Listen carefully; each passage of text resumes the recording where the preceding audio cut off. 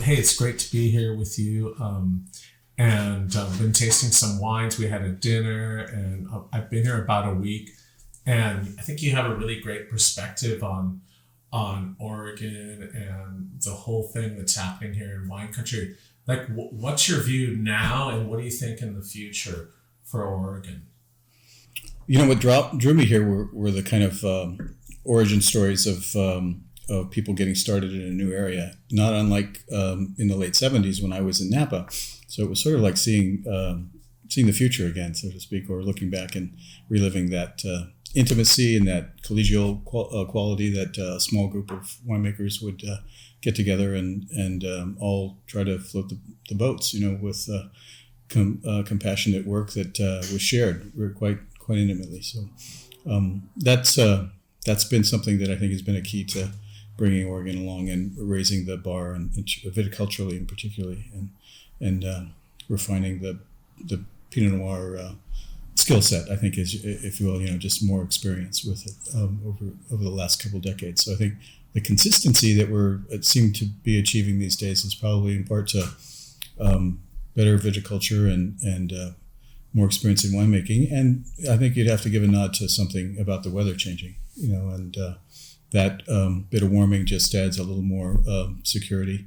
It's also about knowing that Oregon is never going to compete on the world stage as anything but a small producer of high quality wines, because we don't get the yields that other sunny climates can do and make inexpensive wine economically. So with that in mind, we've learned probably a hard lesson, but one that's serving us well consistently now, about cropping the vines conservatively so that they have a chance to ripen in our relatively limited season still every year consistently and high quality. And that's taken the wow out of historical variations in Oregon vintages. And I think they're more like this now, where the variation is more interest than really a worry about whether it's a failure of a vintage or a super success. So I think that's where the future is in terms of a reliable consistency. And the thing that excites me the most is taking a deeper dive into all the sub-terroirs here and learning about where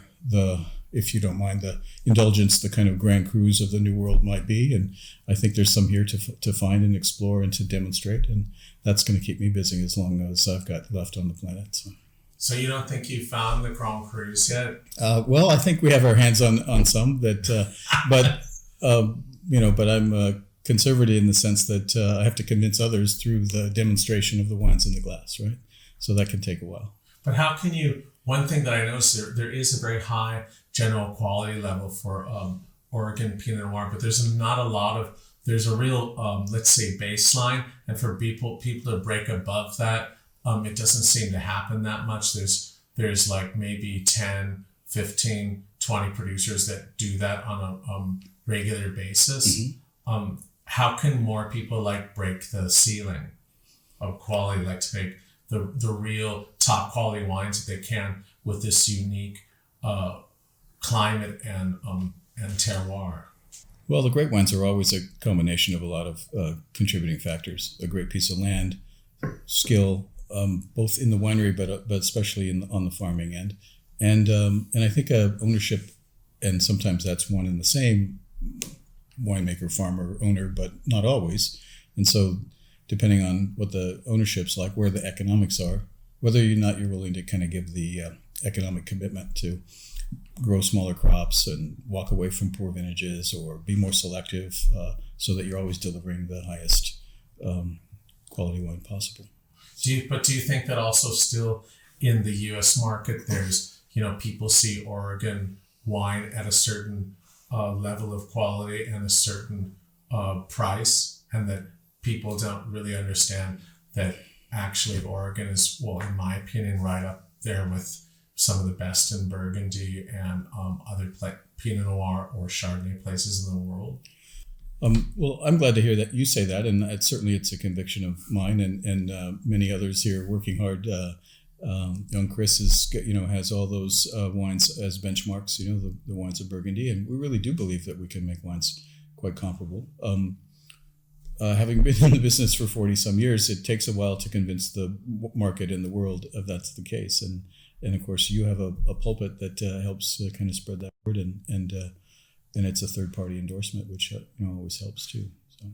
So I think it's possible. I think it's going to be being rewarded for it and pushing the envelope, and that's still to find. I think the sites that will consistently deliver, and I think we have 3 of them that we're lucky to have a hold of, and we're looking forward to the young vines that are coming into maturity.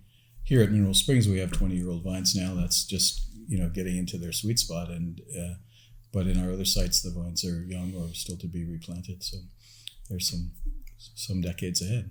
But that's not only for Oregon. Like in my opinion, for Pinot Noir or Chardonnay, sure, we know in America some, let's say, Grand Cru places for Cabernet, but Pinot Noir, it's still not like totally agreed yet. I mean, there's not really. I would say it's just as much here as anywhere else.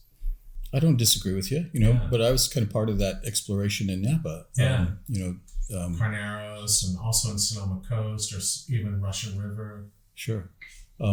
With the Cabernets there, it was, 25 or 30 years ago, it was like Spotswood's going to be one of those, but they'll have to prove it. And Schaefer and Arajo, or the Islay Vineyard, for instance, clients of mine that we were convinced that was the goal, the ambition, if you will.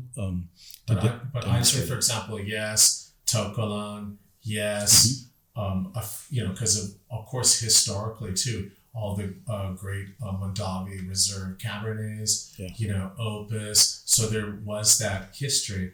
But I was thinking today, I was talking to my associate Nathan, who's 25, and I'm just like, hey, people talk about it's going to take decades, but actually today things move more quickly, and we're more open-minded, and possibly we can find and not create, but really confirm these great Grand Cru vineyards, I would say, in America. Yeah, well, that's a really exciting prospect. I hope I live long enough to be part of that. Okay. Thank you. Thank you.